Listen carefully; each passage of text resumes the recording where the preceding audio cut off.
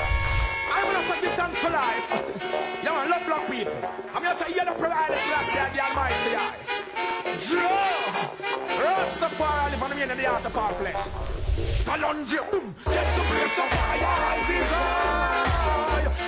Open the eyes, you better be wise. You don't know, get the place of fire, rises high. Yo, for the little you, I'm show you.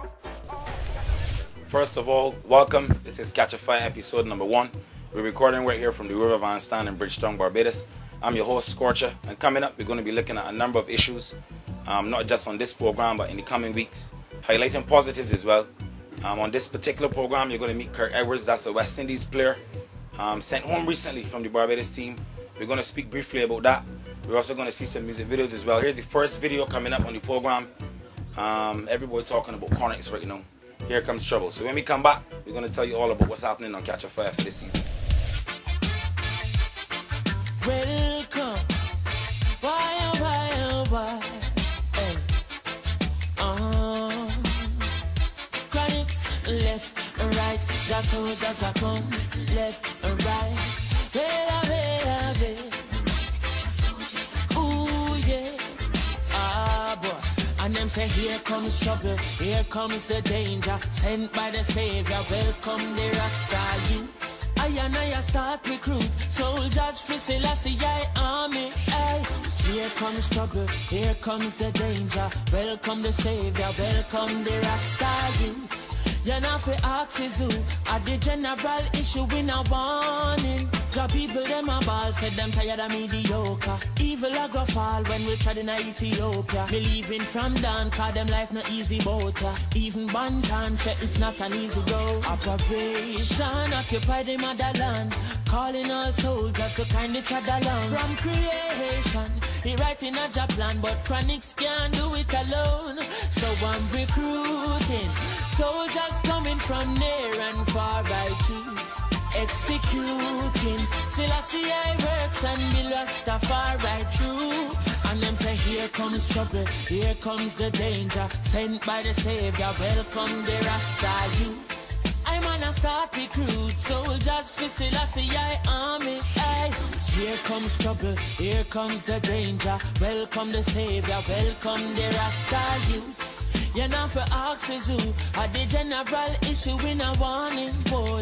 Waving the banner red, green and gold.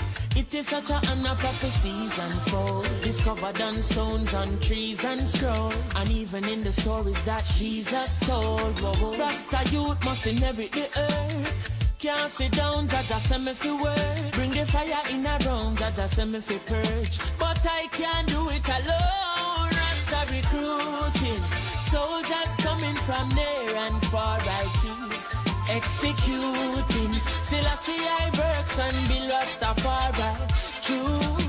Here comes trouble, here comes the danger. Sent by the Savior, welcome the Rasta youth. I start recruit soldiers for Selassie army. Ay. Here comes trouble, here comes the danger. Welcome the Savior, welcome the Rasta youths. You're not for axes who are the general issue in a warning. Ay. Left and right, the soldiers are gone. Left, right, the soldiers are come. Ay. Could I never throw it down, no boy. Yeah, I will say left, right, the soldiers are come. Left, right, the soldiers are come. Left, right, the soldiers are marching on, boy. I say, here comes trouble, my friend, and here comes danger. Rastafari send me come. I say we sent by the Savior. Here comes trouble, my friend. Here comes danger. Whoa. Ooh, nah. Hey. And then say, here comes trouble. Here comes the danger. Here comes trouble. Hey.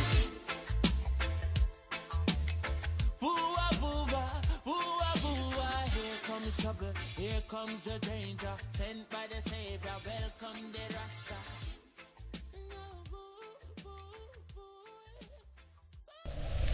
Alright, you just saw that video from our Chronics, Here Comes Trouble.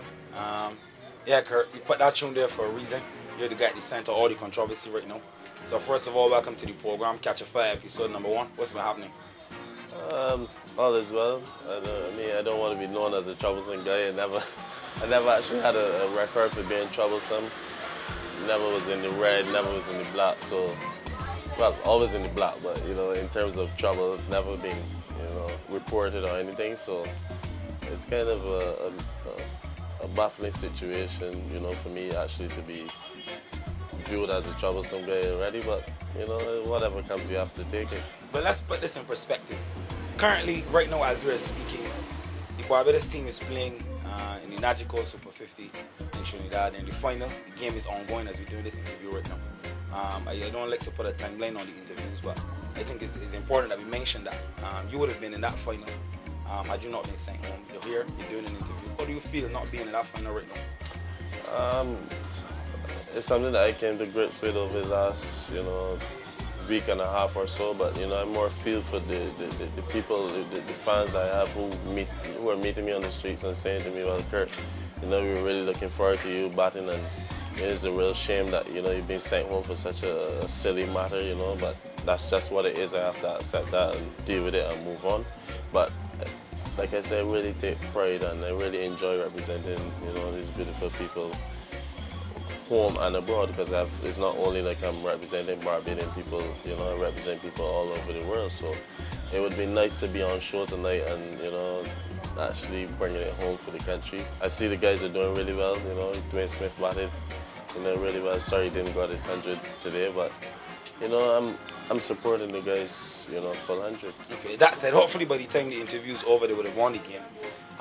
You've been called up for the West Indies team, the 50 over tournament coming up against Ireland. So like you see in today's paper, one door is closed, another one is open. How do you feel about that, your selection to the West Indies team again? Well, outside of the article, because I didn't actually read it, it's always good that people appreciate your effort and your professionalism. And as you would have seen last week, the West Indies cricket president came out and he said that he's in full support of me, despite this little trivial issue which has been going on. He's in full support of me because I had great reports and stuff like that. So I'm very pleased, and I feel his support. It's nothing like feeling the support from president of an association. That means you have the full backing of him, so which is good. And it's good to know that people actually appreciate when you go through the right procedures and when you operate like a professional. So I'm very pleased by that. Representing West Indies is something I always look forward to, so I just go out there and give up my best and look to create a victory so that people could go to work happy the next morning. That's what it's about. Right. Let's jump straight to it. You talk about professionalism. You've toured with the West Indies team. You've played cricket in England professionally outside of being a West Indies player. So has it been difficult for you operating in a professional manner within the Caribbean structure? To be honest, sometimes it could be a challenge because I'm the type of guy, if we organize to do a 10 o'clock session, I'm going to be there at 9:45 or sometimes 9:30, and I expect that by 10 things are ready to go. Sometimes it happens a bit different, but I'm not a guy who's really super picky, so I would not condemn coach for that or whatever the case may be. But some things that they've been doing for years, things have moved on, so it's time to move. If not, you get left behind. Things have moved on, and it's something you have to face, even with the DRS system and stuff like that. Now, one time, if a guy he had in a big stride, he would not get given out LBW, but now with the camera replays and stuff like that, you're definitely out. So things are moving, and you have to move with things. So how do you prepare yourself to adapt to these changes? By being real. If I sit around and think that things are still happening like back in 1975, then I would never adjust. That means I'd be stuck in my old ways. And where does that take you? Nowhere. Catcha Fyah, we like to identify problems on this program and also find solutions. So if you have to make recommendations, if you want to see things improve, things that you figure lacking right now currently in the structure of sports, not just cricket, sports in general in the Caribbean, what are some of the suggestions that you would put before, I suppose, management, etc.? I think the major thing that I would put is, you know, leave out the personal side of things. You might not like a guy or whatever the case may be, but you have to respect a guy for his professional manner and his approach. You're hiring guys to do a job. At the end of the day, you deal with them for that job. They don't have to come by you tonight and have dinner. They don't have to be your friend. You know, you might not be the type of friend that the guy is willing to keep. So I just think that everything should be professional. It's a business now. That's what cricket is, not just a hobby or whatever. It becomes a business. So you have to treat it like a business. So I mean, what do you say that people who say that you guys just play for money now? It's a money thing. Y'all have no pride in cricket. Y'all don't know about the history of West Indies cricket. It's just dollars and cents, whether you perform or not. When they say you guys, I don't know if they put me in that bracket, but you know, responding to that question, if they put me in that bracket, I would just have to say, well, look, these people don't know me at all, which is normally the case, and you know, it doesn't really matter what they think because they don't know you. They need to know you before they can come up with a you know, conclusion that this is what this guy is like. If you don't know me, then you're in no position to speak about me. So do you play with pride when you step up for the West? That's what I play with. Nothing sickens me like looking around and seeing a bunch of, you know, weak guys on the field who are not willing to give full effort. I see it as a war. You know, we go into war, we got a war. These soldiers go to wherever they go and they have to war. If you get injured, then we have to make sure we take you back to the camp. We can't leave you there. So you're saying to me, Kirk, that if you were playing cricket back in the time of the Garfield Sobers and these guys who obviously would not have gained the big stipends that you guys get today, would you still play with the same passion? Would you still get up and go there and train hard and do what you do now? Definitely, because that's what it was. When I started playing cricket at the age of 6, I had no idea that I didn't even know about money. You know what I mean? Only money I know about is if my mom probably, or my dad gave me $1 to buy a tamarind ball. You know, I didn't know anything about money. I didn't know the true value of money, but yes, I love the game. So money was not the reason for me playing cricket. It's only after I played cricket for a period of time I realized, well, hey, you can make a living out of this. So let's go forward and do this. This is what you love. You don't love being in an office, sitting on in front of a computer and, you know, falling asleep on the boss over your shoulder telling you this and that. So you want to get out there and play some cricket. So make it happen. All right, we're gonna show some another music video when we come back. Everybody talking about the fact that you're a conscious youth pursuing Rastafari. So we need to talk about that when we come back and find out how that's, you know, how that's changed you as an individual. So when we come back.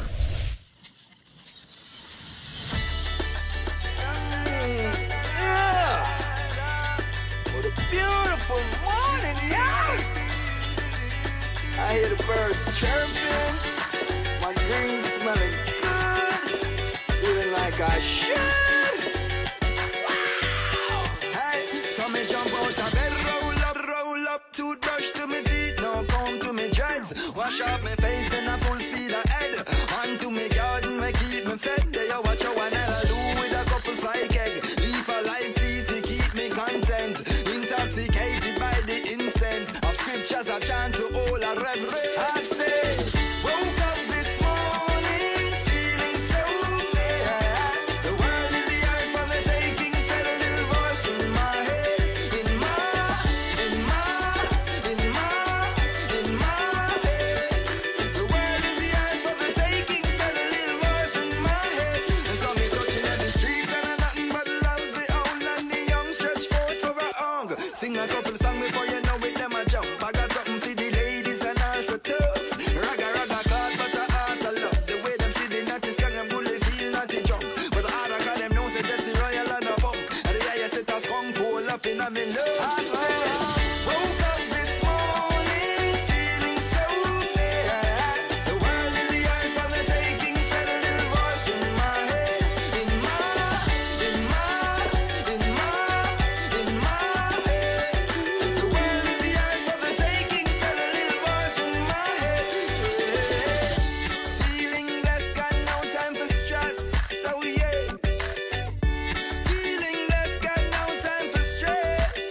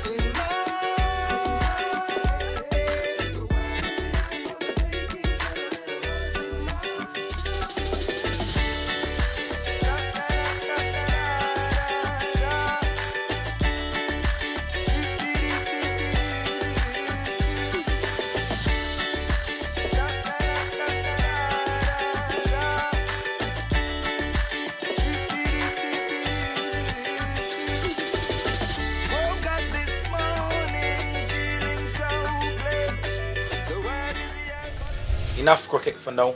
I want you to take me into your personal life a bit now. Talk to me about your routine, outside of the fitness, outside of the diet, and talk to me about spirituality. Where do you stand? Well, first of all, I embrace nature. From there, everything else flows. I think that instead of reading a book and formulating how life should be, I should just take life for what it is. So that's like, the wind is blowing, the weather is changing, etc. If the sun is out hot, I'm not gonna go put on a raincoat. If it's nighttime, I'm not gonna drive with my lights off. Simple, basic things like that, and I just operate within that. So I don't really try to say, well, this is how things is, or operate from some story that a guy wrote, in a book a couple of years ago. I don't live. So we're talking simplicity. Simplicity is what I used to survive. Okay, so what was the foundation of that? Take me on to that. I don't know. Books you read, music you listen to. Well, a bit about, not really only books I read, but as you grow up and I went to school and you're hearing things about this, you're learning history, but you're not really learning African history. You're learning, I think, British history and whatever. You're learning about Columbus, and I always thought these things were irrelevant to me. I don't think I need to know about Columbus or whoever. I just need to know about where my ancestors came from, what things were like in Africa, how people used to live in Africa before we actually got down here, to find out, the culture and the heritage of my race and my people. So you have an issue with the current curriculum. Let's say the way it's structured around history. Let's talk about history in schools. I don't want to say I have an issue, but because people associate me with issues at the moment, so I don't want to say I have an issue, but I just think it's irrelevant, because we should actually be learning more about ourselves to make us a stronger people. There's no point learning about other people and not learning about yourself. I think that's very weak. So I never enjoyed that, and I never really partaked. Probably that's the reason why my average at school, was below par.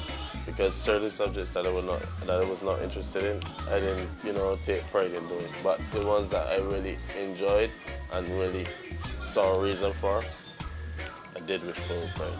All right. I want you to expand on that a bit for me. Speaking to young people, the curriculum hasn't changed over the years, so it's still pretty much the same, although there is more influence on African history. Where do we go from here, or what do you say to young people to, I suppose, research outside of the school curriculum? Is that a journey you're sending them on? I like to send them there, especially instead of just picking up your phone and, playing a game on it, or sending a silly BB or whatever the case may be. Do some research. Google is available, these kind of things. Try to know yourself. You have to know yourself. If you don't know yourself, you don't know anybody alone.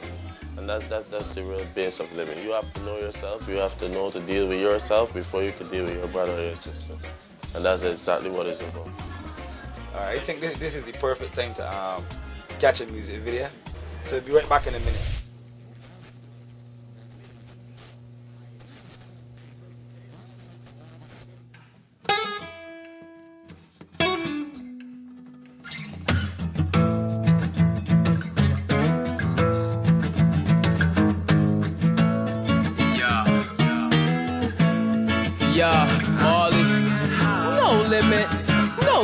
Survival of the fittest, this is more than lyrics. F you if you ain't effing with me, got no effing empathy, been effing the game so effortlessly. Most definitely, I'm successfully just giving them the best of me and the rest of me, without leaving what's left of me indefinitely. I'm just giving them some shit that they never seen or expected. I know they want me gone, but a nigga too protected and well connected to the streets. Call me Beige Town Big Meech. Bring heat, tell a story on the mic. Listen back to my verses, cry tears through the night. It's like you don't know my worries and you don't know my plight and you don't know the stories and you don't see the sights and the visions that I'm seeing in my eyes. You only see the bullshit, you only hear the lies. You don't know my story, so please don't judge me. You don't know how I got it, so please don't grudge me. You don't know what I'm laughing at, this shit ain't funny. I'm just getting high every day, dreaming of money. And by money, I mean millions and billions. I'm trying to ball, man, I ain't trying to be bummy. Yeah, let's go. No limits, no gimmicks, survival of the fittest. No limits, No gimmick, survival of the fittest. This is more than rap. I done seen bullshit. I ain't trying to go back. Yeah, they say I've been blessed twice. I don't know about that. And if they ain't feeling me, then they don't know about rap. Art and soul, Matt Cruz. Alright, so like I said, this is the first episode of Catcha Fyah #1. Your first out the block skirt, so like I said, we really give thanks for you coming on the program. Before you go, just keep me up to date. Like I said, you're going on to the tour against Ireland. Talk to me about preparation quickly, how you prepare yourself mentally. Obviously, the physical effort, that goes without saying, obviously for sports, but mentally, how do you prepare yourself? Coming down to time where you wake up at a certain time, you know, I personally I do some meditation on mornings and stuff. You get in a routine where you have, you know, a particular breakfast and, you know, you go to the nets. I probably have a session on Monday morning with Emerson Trotman down at Kensington level, you know. He's a guy I work with, does quite a bit. I visualize, well, you know, how I'm going to play each bowler, where I'm going to hit them and stuff like that. And I just do a lot of, I probably go to bed every night, taking up my bat and my gloves, and I go in front of the mirror and, you know, I play a few strokes. But I do it on mornings as well, so it's just about getting yourself ready, you know, one step every day to get in closer to the battle, so that when you get to the battle, you're on autopilot. Just a quick question, have you picked up any techniques from traveling, watching other players from around the world? You were in India, I know you would have met Sachin Tendulkar, that was the tour he signed off on. What was that experience like for you, meeting Sachin Tendulkar, playing in the actual game of his retirement? What was that like? But it's strange that you asked about Sachin Tendulkar, because that's a guy who, you know, he practically sponsored me cricket gear the whole of last year. He's a guy that I met before who, you know, he actually told me that I'm on the course for greatness, so just keep at it. When things seemed a bit down for me at a point in time, he's always a guy to send me a message and say, well, you know, you have it, keep it up, keep enjoying your game and stuff like that. So this is a personal connection between you and Sachin Tendulkar you're talking? Personal relationship. So, you know, he's really been very inspirational in my life for probably the last 3 years. So I'm really grateful for that. For his retirement was very emotional for me. You know, I had my shades on, but eyes full of water. I did well not to cry there, but he's a great guy, and I was very privileged to be there to see him go off. All right. Looking forward to your career. Obviously, you want to inspire others already who are coming up in cricket. So give them a word for me. Talk to them. I don't know. What do you want to say to young cricketers coming up? Basically, it's about believing in yourself. You know, it's not about what John or Steve say to you on the road. You know, he might say you're no good, you can't make it, this stuff like that. Probably saying that because he's not good at his job anyway. You have to know what you want, what you're going to get out of it, and how you're going to go about it. Once you put in the work, I'm sure rewards are around the corner. It might not happen tomorrow, next week. It could happen a month down the road, a year down the road. So if you got these kind of people around you, these negative people around you, shut them out.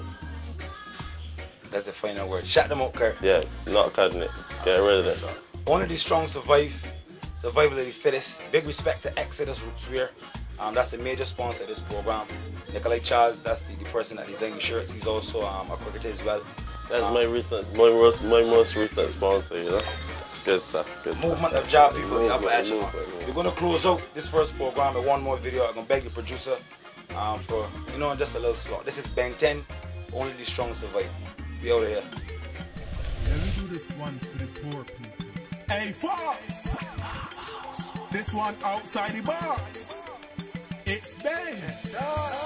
To understand the life I be living, first you got to understand the thanks I be giving. Just to see the youths with the bicycles be leading. And my preference when they block they living. Screechy. Let me roast a bright fruit on the block. Send for 2 Guinness from the shop. Before I open up my head, talk to me a 1, 2, 3 from the top. Barbados. Let me tell you about life in the ghetto. Everything blessed, but gunshots still echo. When you lose a friend, sure you can let go. Only the strong will survive. Hustle every day, hustle every night. Just to pay your water bill and keep on your life. And if you can't cope, I post smoke your fire. Only the strong will survive. Only the strong. But lie down in the bed and next minute you're boom.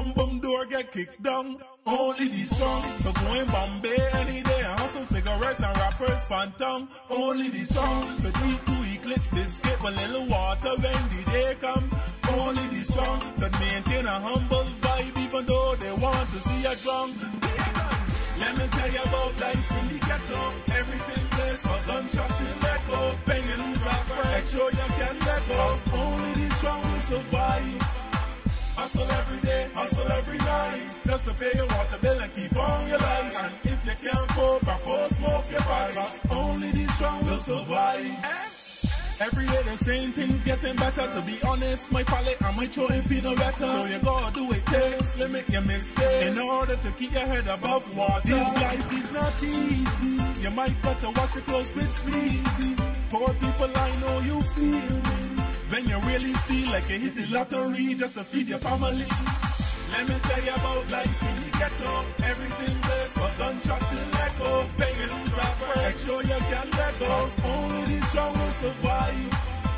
Hustle every day, hustle every night, just to pay your water bill and keep on your life. And if you can't cope, smoke your pipe. Only the strong will survive.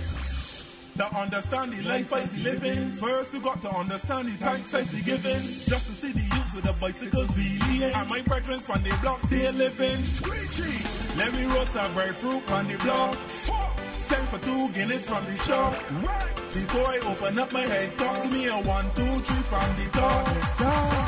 Let me tell you about life in the ghetto. Everything plays for gunshots till let go. Bang and lose that make sure you can let go. Only the strong will survive. Hustle every day, hustle every night, just to pay your water bill and keep on your life. And if you can't cope, smoke your pipe. Only the strong will survive. Only the strong will survive. Okay, so there you heard it. That was the first episode of Catcha Fyah, number 1. We spoke to Kirk Edwards just now. Coming up next week, we have a big surprise for you. We're going to be just getting a little hotter and hotter every single week. Like I told you, we're here in the River Van Stan, Bridgetown, the city. So feel free to join us on any given Friday evening. Outside of that, you can find this information online. Facebook, YouTube, Twitter, Instagram, you name it, we're going to be there. Or you can send your suggestions at Gmail, catchafire3@gmail.com. You can find us there as well. Send your suggestions, any issues you think we need to discuss. I'm your host, Scorcher. That's it for this week. We'll see you next week with more. I'm gonna say give thanks for life. You want love black people. I'm gonna say you're the provider, Selassie, and the Almighty Eye. Joe! Rastafari live on the end of the art of our flesh. Kalonji, boom! Get to place of fire, rises